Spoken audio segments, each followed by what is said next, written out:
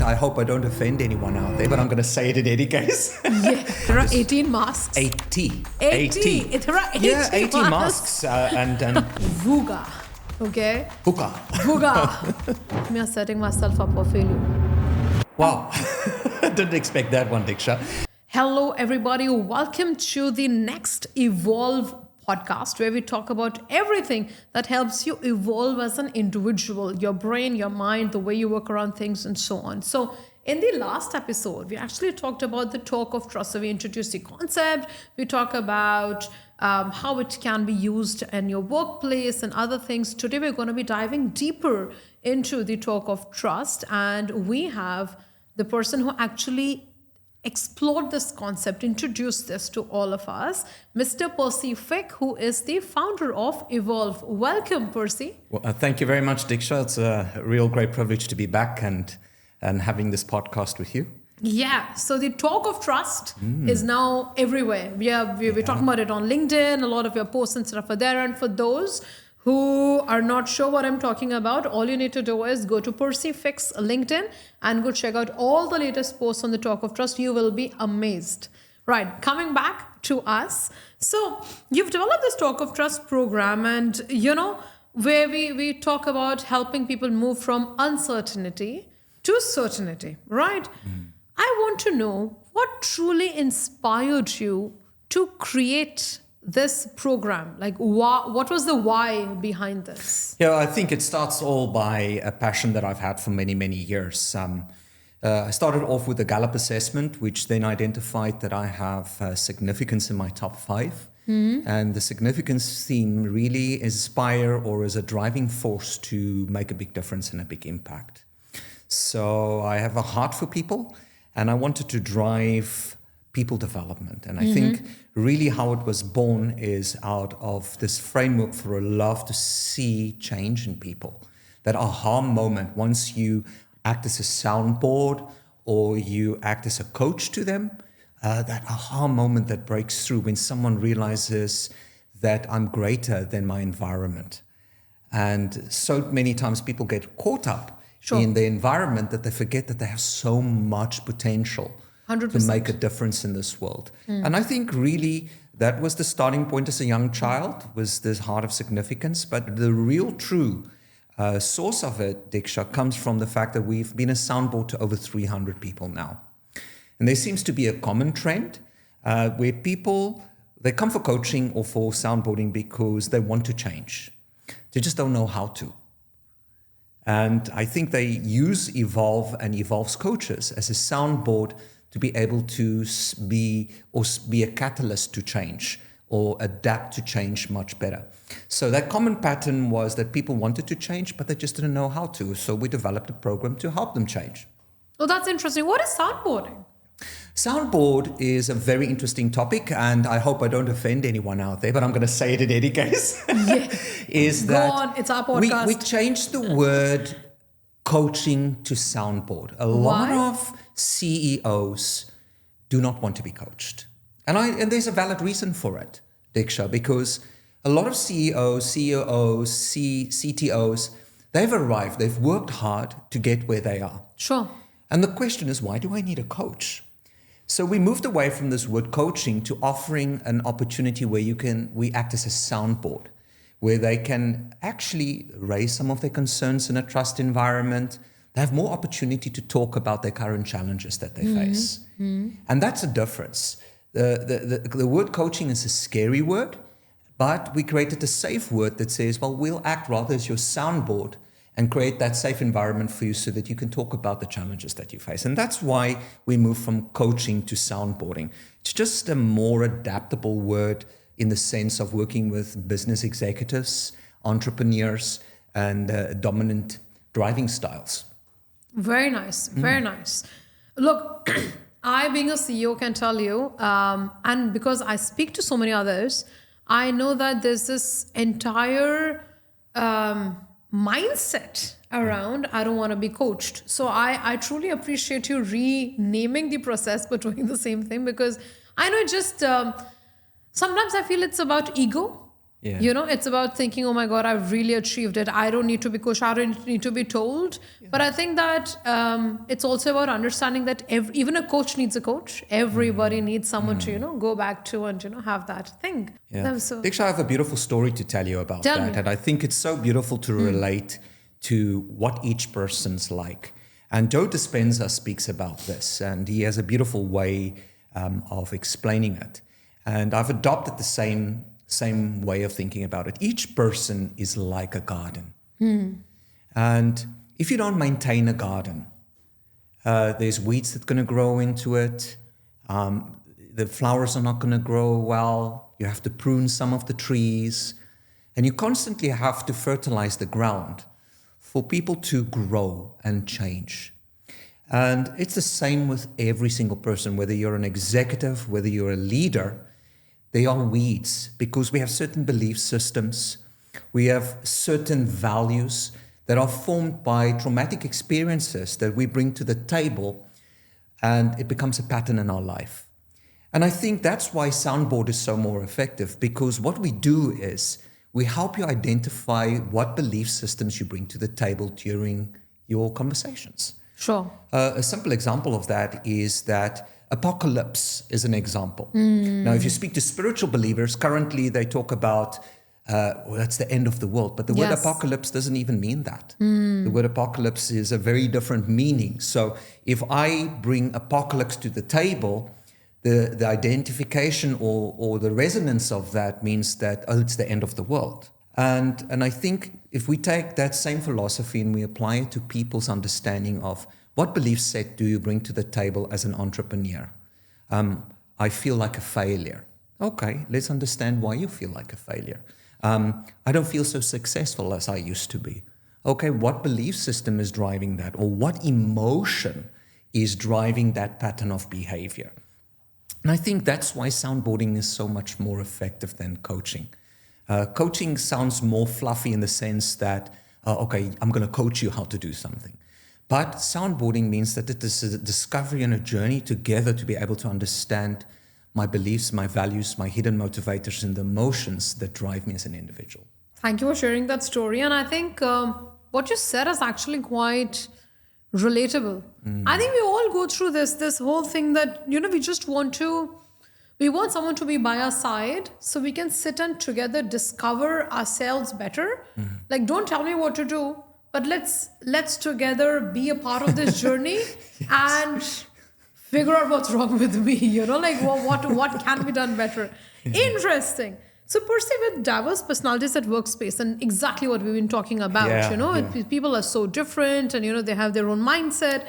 How do leaders balance the push for rapid change from dominant types with the need for a more gradual approach for steady personalities? So, look, we spoke about steady, dominant, influential, steady and compliant personalities in the previous one, in our previous podcast. But I think if I use a dominant versus steady example, where dominant is very direct and steady, and the fear of a dominant is being taken advantage of, S, which means they need more security, and they have fear of not having security. They feel they need a more stable environment. And the way that we explain that is understanding what each person is about, understanding what their fears are, what makes them good, what makes them tick. And I think really for every person as a dominant person, you can do it multiple ways. You surround yourself with people that are not like you, that have different strengths than you, that have a different personality. And I'll use myself as an example. I am a dominant personality, come out as a chancellor, which means I like to be a chancellor for people. But I surround myself with more steady people, because sometimes under pressure, I don't always see people the way that I should. True. Because I'm more focused on the task than the person. So if I surround myself with more steady, compliant people, that's task-oriented, but also people-related, that brings a good recipe for holding yourself accountable in terms of how we treat people. Sure. How do we understand people? When I worked in the automotive industry, because I'm a director, I had a very high compliant person next to me, because I'm a quick decision maker. And quick decision makers don't always take in sense of what the financial impact is. So when I started surrounding people that are more compliant, my decisions taking was more structured and more effective and less wasteful because I made more calculated decisions, but the impact was also good. So there's a lot of strategies, Diksha, that you can use to be able to let personality types blend, right? But I always have got a tip for people. You can't do it alone. Yes. You cannot. Yes. You have to understand your team that you work with. You have to really, really understand how they behave and what brings that behavior to the table to make a difference. Absolutely. Absolutely. And I also think that in an office environment especially, you need to have a blend of all the personalities who are all directed to one vision, one purpose. And for that, indeed, having the more steady, stable personalities you have, the better it is. So it gets easier to deal with them. And indeed, you can't do it all alone because, there's a way of molding them and bringing them around. And so, and not everyone's going to be agreeing to everything that we're going to be proposing. So it has to be introduced in different ways and forms. So, they're all on the same page. Good stuff. So, Percy, I want to know that, resistance and exactly, what we see around resistance to changes, often linked to a lot of uncertainty. Yes. I don't want to change because I don't know what's in future. And for me, I mean, you may want me to believe something and I don't want to believe it because I don't know whether you have a proven record of getting things right in the first place. So that's how I would be resistant to a lot of change, perhaps. What are the main sources of uncertainty in organizations and how does talk of trust address these? That's a very good question and a very complex question, by the way. You're really testing my ability to explain this today, but I will try my best. I think the most important factor of talk of trust is trust. And trust is a defining factor of whether people change or not. Sure. I don't believe that people are resistant to change. I think they're uncertain to change, and certain personality types definitely adapt to change very, very different. Ds, or dominant people, drive change. Is, they love change, but as long as they know it's about them and there is a positive impact on them. S's, slower to change because they really want to understand what that change would bring and would look like. And compliant people need analytics and facts to be able to say, okay, let's change. So it's a complexity of working with organizations and understanding what each person's behavior expectations is to change, are to change. And I think understanding that really, really helps people not to be resistant to change, but understand what change is about. So I want to make a statement. Once people know the direction that they want to go, they're not resistant to change. I once was a soundboard to someone, and I think I mentioned this before, and I said to him, why are you resistant to change? And that was a big mistake of saying something like that in a soundboarding session. I also learn, I also go through experiences, and the person was politely responded to say, listen, Percy, I'm not resistant to change. I just need to understand what that change is going to look like and bring. And in many circumstances and environments, leaders struggle to communicate effectively what change is going to look like. Because they go down digital transformation, they go down process transformation, and we need to understand who's making that happen. It's people. Yes. People need to understand what that would look like. And once people understand the vision and they understand the direction, I think they will be more receptive to change. And then they move from uncertainty to certainty. And we'll talk a bit about what that recipe looks like in a bit. But then it becomes easier to adapt to change. Totally. I think awareness is key. So it's a lot easier for us to solve a lot of our office problems and workspace problems only if we communicate properly. I think that's an art. Again, making people believe in our things. Talk of trust would really, really come handy because, it would really teach us how do we communicate perhaps even our ideas and things to people. So they could feel more confident about, the things that we're supposed to do in the organization. Okay. Percy, it's often said that resistance to change also comes from the team. Okay. Now, but it isn't so much about leadership and not fostering enough trust and clarity. What do you think about that? I think there's a twofold. It's a double-edged sword. Okay. I think that once you cast a vision and the vision is clear, I'll use a perfect example. I love telling stories, Diksha, because I will never tell a story unless I've been through it myself, or Sure. I don't tend to give advice unless I've properly researched it or I haven't been through that experience myself. And I'll always tell people the story that I used to be a very direct leader. My engagement levels as a leader were low. And that's how I started changing, because I wanted to change it. I wanted to stand out. I wanted to build good teams. I wanted to have high-performing teams. And I used to tell the story that I used to run the team and lead the team. And actually, very ironic that I use the word run, because it's going to be very relevant in a second. But if you could imagine sitting on a school bus, and you, the driver of the school bus, is a leader, and your students have to get onto the bus, there must be a destination. Sure. For you to know, I'm going to school. Yes. Now, if you don't trust the driver of that bus, or you're not clear what the direction or where that bus is going, it's very difficult to get on the bus. And often I would launch projects and things, and I would drive and look back and realize there's no one on the bus. Why? Because I was unable to communicate effectively the direction of where the destination is. And that was a valuable lesson for me early in my leadership career, of understanding that you have to be clear about communication, and then understanding how each person contribute or has a role in a project or in that communication is very effective, because then people know this is the destination. And it all beautifully comes together if you think about talk of trust. Okay. Because talk is moving forward, compelling like moving forward to the bus. All right. And trust means that, do I trust my leader enough to be able to make the decisions and drive the direction? Failed miserably at that. Okay, see, I'll tell you what. I'm going to be digressing a bit, and I'm going to be sharing a personal experience here. Go for it.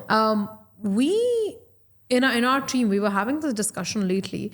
Should we be sharing our vision, our purpose, and stuff with the entire team or not? Now, I'm drawing parallels to the story that you just referred to.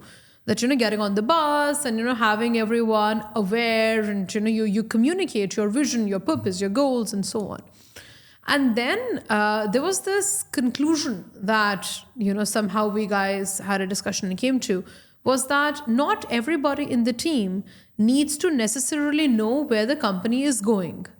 Okay, because there are people at the lower level, okay, who are only concerned about execution. So perhaps their main goal should only be to do their job perfectly well, and whether the company is going in this direction or this direction, it doesn't really matter to them, and it's not something that should be shared with them, perhaps, because a lot of times, it's just irrelevant information. It's gas for them. What do you think about that? Yeah, that's a very, very good, complex question, and I'll answer it. I believe that everyone should know the vision. Okay. I often call it the T-shirt slogan. What is our T-shirt slogan? And visions don't need to be over complex or complicated. They just need to be clear to understand. And I think from the ground up through the lowest level needs to understand the vision of the company. I'll use an example. I used to run an automotive dealership here in the UAE. And the first person I used to speak to is the security person. Why? Because he understood that customer service was essential for the outcome of driving profitability. Now, people might perceive the security person as just a security person, but let me tell you what, he was one of the most influential people, because he was the first person to greet customers in the morning. And where am I going with the story? I think it's important that you make the vision easy for people to understand and the direction. And then people know the direction that we're going. I think where you're coming from, Diksha, if it's too overcomplex, people get lost. And it might create this environment of this polarization of where's this really going and Yes. why should they understand it? Yeah. Because let me use the same example of the security person. Let's use a cleaner in the restroom. I used to walk the floor in the dealership and I used to speak to the cleaner because the cleaner used to tell me there was a complaint customer or there was a customer that was unhappy. Now, if they didn't understand the vision, They of wouldn't that, bother. They wouldn't bother. Yes. But also, it makes them part of a common purpose Sure. when they know the vision. Yes. And it drives them together. So I'm not a fan of not sharing the vision. I think we need to clear whether people choose to be part of it. That's Is a that a different decision? story. Yeah. Interesting. Well, I mean, I kind of side by you. I do understand, the importance of sharing a larger vision with people because I believe that when people know the why, they figure out the how. They understand, even if it's in their little capacities, the way you mentioned the cleaner or the security guard, they know how much customer service is important to reach the larger vision. So, yeah, I think, tying in everyone together to one purpose is great. Okay. So we talk about the importance of understanding different personality types. We've talked about this in our current podcast and our previous one. We have dominant, influential, steady, compliant. Now, how does the Talk of Trust program accommodate to these personality traits to manage change effectively? Diksha, that's a great question. Actually, personality analysis is actually just 10% of the whole picture. Because the real thing about Talk of Trust is identifying people's hidden motivators, which are their values, their beliefs, how they think, how they drive. So if you think of an iceberg and you see the tip of the iceberg, and this is a very common picture that everyone knows in the business world, and then what's below the surface of the ocean level is very difficult to understand. This is where Talk of Trust is very, very different because yes, we know the person's personality and strengths and innate talents and everything. But what we want to do is through the Johari window, try to put people on a discovery journey of knowing exactly who they are. Because once you know who you are, you know how you contribute. But there's certain things or blind spots that people don't know, that we have to make them aware of. Patterns that they've created for themselves that are not conducive to success. And I think this is where Talk of Trust is really good, is because we really go deep dive into those hidden motivators and have conversations with individuals and roll that up into team and then roll up that in the organization to be able to understand what really makes people who they are. Totally. And that's where Talk of Trust is so powerful because it's not just personality types. Right. It's definitely what drives the belief system, values, everything of that person. Amazing. So now in the Talk of Trust program, we talk about unmasking yourself, this whole unmasking phase, and which draws from, again, the Johari window to reveal deeper self-insights. Now, how does this unique process help individuals find clarity? Look, there are 3 genuine portfolios of a person. Okay. And I'm glad you're using the masking concept because that's a whole bigger picture. And that's a very future direction for Evolve, which we can talk to about later. But we have 3 different types of portfolios that we look at. The mask. The mask is the perception that you want to give people in terms of who you are, how you behave, what your values are. And then you have your stress perception. How do I generally perform under stress? And I want to say something very important. We have to identify stress levels because we should never teach people or ask people to be creative when they are under tremendous stress. And it's very important because under high stress levels, people don't have clarity of what that really looks like. It just creates more pressure on them. So that stress level identification of where you are and how do you behave under stress is the core of who you are. And it's really important for us to understand it. And the third level is your public perception. Who am I truly? So what we want to do is we navigate people to unlock or look at the magnetism of the mask and understand that mask by looking at blind spots. I know, you don't know, you know, I don't know. And we look at all those concepts and we kind of unglue the mask to help them give them a better perspective of who they truly are. Then looking at the stress model, how do I manage my stress, right? Who's causing that stress? Why do I feel that? What belief system do I bring to the table that causes that stress? And then the public perception is, how do people really, really view me? And it's important that that we understand that if there's a big disparity between all of the three, then it means that we have to put more effort in that individual to really grasp what they're all about. Interesting. Well, that is true to a very, very large extent. I mean, look, when we're dealing with so many different personality types and stuff, and indeed, when we're talking about this whole unmasking phase, there's a lot of pretension. Mm-hmm. I would always want you to perceive me in a certain manner.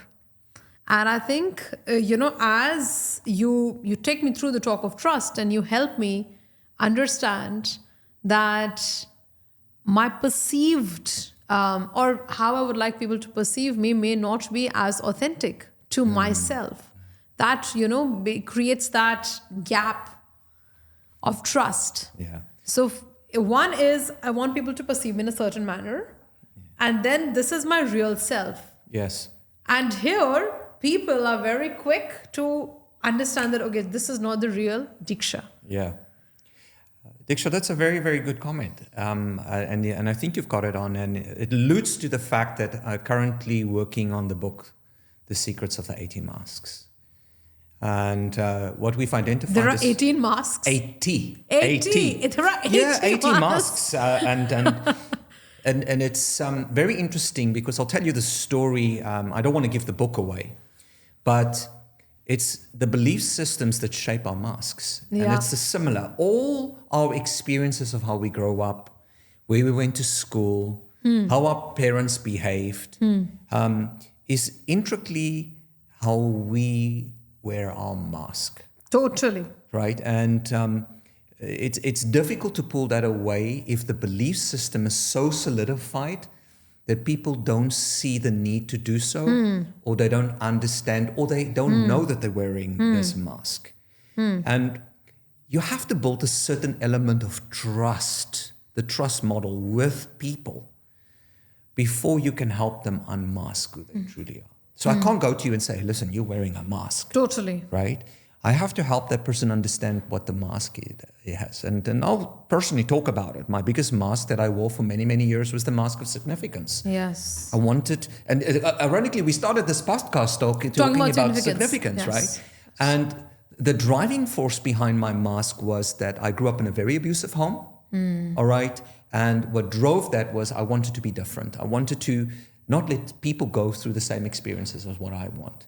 But what I did effectively and what I help people is use those experiences to shape the direction of how each experience can shape you for the next level of whatever you face. And once people realize that the experiences that we go through comes and goes, and what we do with those experiences makes it easy to remove the mask, because it also brings a sense of healing to people. Now, I don't want to sound like a psychologist. I just know that building trust with people and an environment of trust really helps people open up and adapt to change much quicker. 100%. Great. So let's talk about VUGA. Okay. VUGA. Okay. That's volatile, uncertain, complex, and ambiguous, which is the current world or the current era we are living in. Okay. Now, how does Talk of Trust program help individuals and organizations thrive in such a challenging environment? Look, that's a good comment and a good question. I have to give the credit to Shahid Din, is a very good friend of mine that is in a partnership with Evolve at the moment. And he is an expert on the VUCA model. So what we did is volatility is looking at what current market situations look like. So how does the world impact, or currently what's happening in the world impact people psychologically?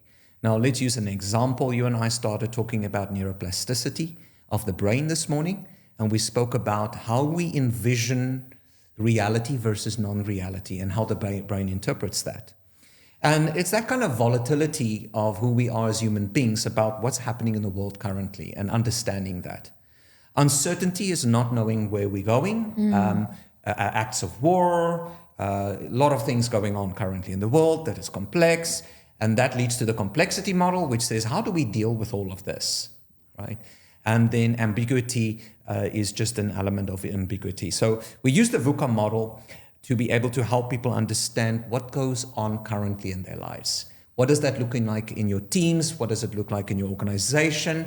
And it's just a foundation for us, like a SWOT analysis, to understand exactly what the volatilities are, what uncertainties are, what the complexities are, and what the ambiguity currently people face. So we just tied that model back into the talk of trust, so that we have a snapshot of what it looks like at the moment.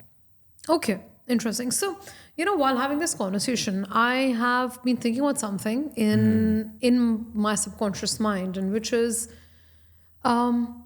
we as leaders, as business leaders, focus a lot on strategy. Yeah. And perhaps ignore emotional intelligence.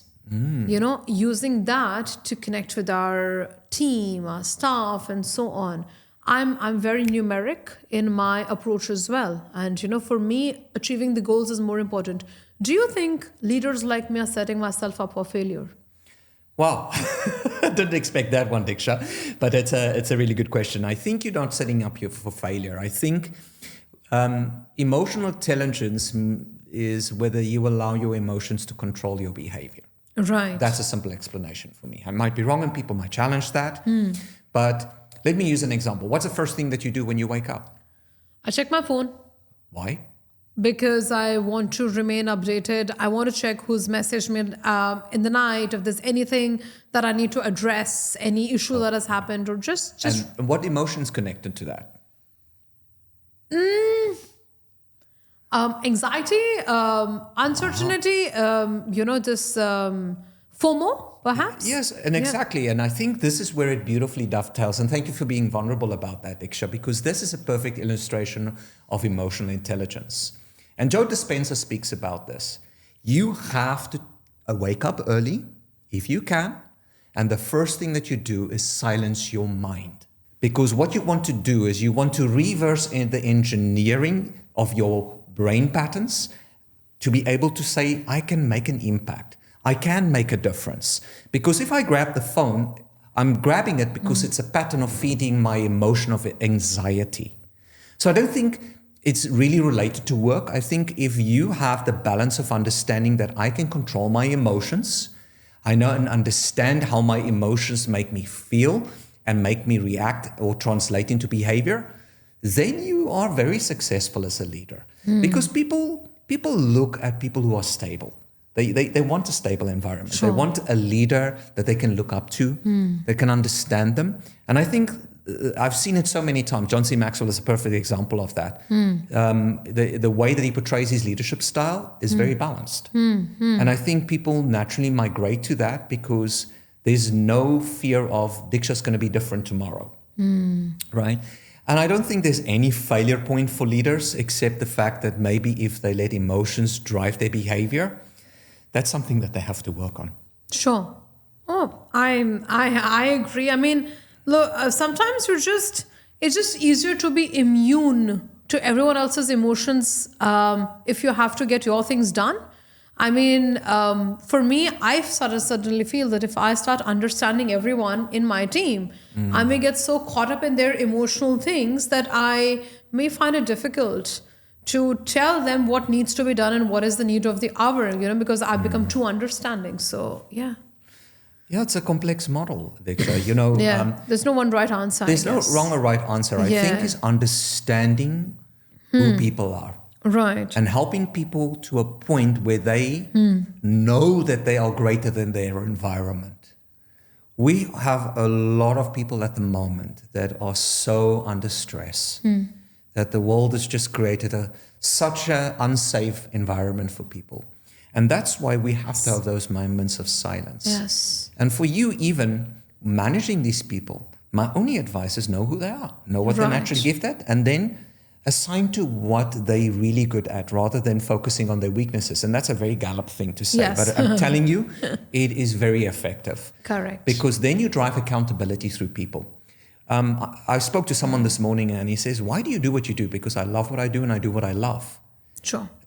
When I wake up in the morning, even whether I'm managing people or not, and I feel the sense of driving to go to work and want to do it, that's a sign that my purpose is aligned. And that's why you have to find that emotional balance, understanding behavior. What do I do? And I don't have much to say about that except what I've just said. So I'm running out of words, but effectively, that's really what it comes to. Okay, so we're hitting the conclusion of our podcast. And lastly, I want to know, what would you recommend for people like me who, struggle with change resistance? And what steps can we take to actually start embracing the talk of trust? Diksha, you're actually touching on the next journey of evolve. And you're familiar with the topic, but we talk about adaptability. And my adaptability or AQAI friends are going to really like what I say now. But there is a factor of understanding our bounce back rate. Right. Of how do we adapt to change. Got a very good friend, Rory van der Merwe, and he talks about fuel for hope. And there must be an understanding of how do I absorb change? How do I recover from that? And one of the key factors for me about adaptability, and Joe Dispenza speaks about it as well, is my ability to unlearn. Remember we spoke about what's the first thing that you do when you woke up? Oh, I grab my phone. Is that the right thing for me as an individual? And I think if you can grasp the model of understanding what gives me hope and what my unlearn factor is, and creating environments for people to thrive, not just survive, I think it will really change the way that you perceive things. Now, adaptability is a key factor and it's also the top topic in LinkedIn at the moment. Sure. Specifically post-COVID. And the reason for it is because we were so separated from each other. And I think if we can find that social acceptance and we understand how adaptable we are and we have an understanding of how do we unlearn our behavior that is not always conducive to making us be successful, then that's my advice. Amazing. Right? Yeah. Amazing. Well done. So everyone who's just heard our podcast on the talk of trust, next ones we're going to be talking about adaptability. And I'm super excited because I think we've ended on such a nice positive note. So for everyone who actually wants to understand how they could embrace talk of trust in their organizations, what can they do with their teams, perhaps have a sit down with Percy for a good deep dive. Percy's details are down there in the description box. So please contact him. If you actually want to watch more of these videos, please go to Percyfix LinkedIn profile and you'll be able to see all the videos and all the articles about talk of trust and things. And up until the next time I see you when you talk about adaptability, I want you to take care of yourself, be authentic, be true to yourself, and start embracing or adapting all of these things in your work environment. And do tell us how your experience goes with it. Thank you so much. Thank you so much, Percy. Thank you very much, Diksha.